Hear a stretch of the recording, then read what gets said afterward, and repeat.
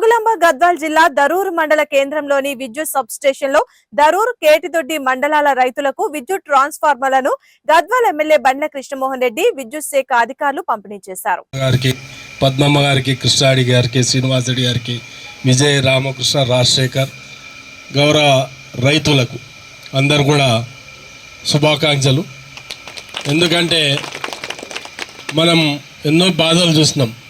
గద్వాల నియోజకవర్గం అనేది ఒక 10 సంవత్సరాల క్రితం కరువు కాటకాలకు నేతం. మనం బతుకు తెరువు కోరికి వాళ్ళు ఎక్కడ పోతుంటాం అనేది ఒకసారి గుర్తు చేసుకున్నాం. మన గ్రామాల్లో కనీసం పనులు లేక మనం చాలా ఇబ్బందులు పడినాం. మనము నాట్లప్పుడు ఇక్కడ కాటిక కానీ కర్ణాటక పోయి బతుకు తెరువు చేసుకుంటుంటాం. రాను కాలంలో కొద్ది అభివృద్ధి జరుగుతూ మనకు ఫస్ట్ నెట్టంపాడు ప్రాజెక్ట్ని, జూరాల ప్రాజెక్టు ఫస్ట్ కట్టుకున్న ఆ జూరాల ప్రాజెక్ట్ ద్వారా మన మండలంలో ఒక 2 గ్రామాలకు 3 గ్రామాలకు మంచి జరిగింది. తర్వాత నెట్టంపాడు ప్రాజెక్ట్ వచ్చింది. ఆ ఎత్తిపోతల పథకం ద్వారా మనం 2 లక్షల ఎకరాలకి 40 గద్వాల్ రూరల్కి 40 మల్తకలు. మళ్ళీ మల్తకల్ ఏ గారు అత్యంత హుషారుగా 80 ట్రాన్స్ఫార్మర్లు, అంటే కష్టం ఎక్కువ చేసినాడు కానీ 80 ట్రాన్స్ఫార్మర్ సాక్స్ అయింది.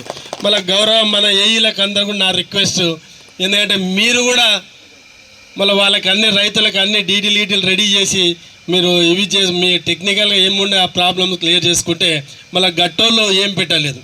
మళ్ళీ ఇక్కడ గట్టి ఏ గారు మళ్ళీ ఎందుకో కోపం ఉందేమో గట్టోళ్ళ మీద గట్టుగా ఏ గారు మళ్ళీ ఈరోజు చాలా షేమ్ అనిపిస్తుంది. అందరికి వచ్చింది గట్టు వాళ్ళకి రాగలేకపోతే మళ్ళీ అత్యంత బాధాకరం. దయచేసి నేను ఏఈలను కూడా గౌరవిస్తా, మీరు పని చేయండి కొత్త యూత్. ఎందుకంటే మీరు కూడా రైతు కుటుంబాల పుట్టిన వాళ్ళమే. మీరల్లా కూడా రైతులకి ఎన్ని కష్టాలు ఉంటాయి. మీరు ఎంత నెగ్లెన్సీ చేస్తే నువ్వు లేటుగా చేసేంత వరకు ఆ రైతు చైన్లు ఎండిపోతాయి. ఈరోజు చేసే పనిని ఒక వారం చేస్తే వారమైనాక ట్రాన్స్ఫార్మర్ వచ్చినప్పుడు మేము ఏం చేయలేము. అప్పటికల్లా చైన్లు ఏముంటాయి, ఎండిపోతాయి. దయచేసి ఏఈలు కూడా మోటార్ ద్వారానే మనం ఎత్తిపోసుకుంటేనే మన పంటలు పండుతాయి తప్ప గ్రావిటీగా నీళ్లు పండే అవకాశం మన భూమిలోకి ఒక 20% మాత్రమే గ్రావిటీగా, అంటే నీటి పారుదల ద్వారా కెనాల్ ద్వారా 80% మనం మోటార్ల ద్వారా ఎత్తిపోసుకుంటేనే మన బతుకు తెరువు. దానికి ముఖ్యంగా మోటార్ నడవాలి అంటే ఎట్లా, గతంలో డీజిల్ ఉండే, అప్పుడు నీళ్ళు ఒక అర్ధ ఎకరంలో నీళ్ళు తక్కువ ఉండే, డీజిల్ మోటార్తో నడుస్తున్నాయి. మళ్ళీ కరెంట్ వచ్చింది. కరెంటు కూడా ఎందుకంటే మనం ఎక్కువ వేసుకుంటుంటాం. కరెంట్ అనేది లో వోల్టేజ్ సమస్యను కూడా చూస్తాం. కరెంటు మోటార్లు మళ్ళీ పుల్ల పెట్టినట్లు భాస్కర్ ఏదో పెట్టి పుల్ల పెట్టి ఆటోమేటిక్ స్టార్టర్లు పెట్టుకున్నాం. రకరకాలుగా ఎన్ని రకాలుగా ప్రయత్నం చేసినామో కరెంటు కొరకు అన్ని రకాల ప్రయత్నం ఇస్తాం. ప్రాణాలు పోయినాయి. మళ్ళీ చైర్మన్ చెప్పినట్లు ఎన్నో రకాల సమస్యలు మళ్ళీ గతంలో చూసినాం. అటువంటి సమస్య నేను కూడా ఒక రైతు బిడ్డని, మా నాయన కూడా వ్యవసాయం చేసిన వాడే, నేను వ్యవసాయం చేసినాలే. ఇక్కడ పైన ఉన్నోళ్ళు కానీ కింద ఉన్న వాళ్ళు అందరూ కూడా వ్యవసాయ కుటుంబాలు పుట్టిన వాళ్ళం. మనమేం పైనకి వెళ్ళి పుట్టలేదు. వ్యవసాయ కష్టాలు తెలిసిన వాళ్ళం. మళ్ళీ వ్యవసాయం ఏ విధంగా చేసుకున్నాలనేది ఒక ముందు ఆలోచనతోన ప్రతి సంవత్సరం ఏదో చాలా ఎకరాలకి ఈరోజు రాలంపాడు రిజర్వాయర్ ద్వారా ఇవ్వడం జరుగుతుంది. అంటే ఎంత కష్టం ఉంది దాంట్లో ఒక్కసారి ఆలోచన చేయాలి. ఇప్పుడు లాస్ట్ అంటే నెలకెళ్ళి 2 రోజులు మాత్రమే ఇస్తున్నాం, 7 రోజులు నీళ్ళు ఇవ్వలేకపోతున్నాం. అంటే ఈ ఏప్రిల్ వరకు రావాలంటే ఏమాత్రం పొరపాటు చేసినా ఒక్క తడి తప్పిపోయినా మన పంటలు లక్షల కోట్ల రూపాయల నష్టం అవుతాయి రైతులకి. మళ్ళీ రైతులు కూడా ఒకసారి ఆలోచన చేయాలి.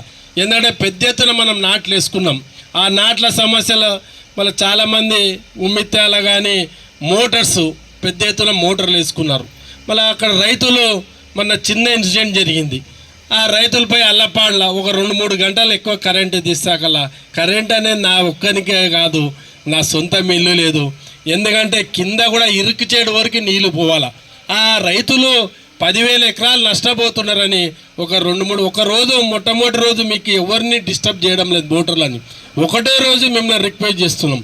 ఎందుకంటే రైతు కూడా పెద్ద మనసు చేసుకున్నాలా. అందరు కూడా మన రైతులే. నా సొంత పొలం లేదు, డి గారి పొలం లేదు, ఏ గారి పొలం లేదు, ఎవరి పొలాలు లేవు. అందరు ఏది చేసినా మీ మంచి కొరకే చేస్తాం తప్ప మా స్వార్థం ఏముండదు. మాకేమో ఆ రైతు ఎక్కువ కాదు, ఇంకో రైతు తక్కువ. అందరు పంటలు పండాలా. ఏ రైతు కూడా నష్టపోకూడదు. రైతు కష్టాలను గురించి మనకు అందరూ కూడా తెలిసిన వాళ్ళు. ఇప్పుడిప్పుడే బాగా అవుతున్నాం మనం. లాస్ట్ ఒక 4-5 ఏళ్ళకెళ్ళి నీళ్లు ఏదో విధంగా వస్తున్నాయి, ఏదో విధంగా నీళ్లు రావంటే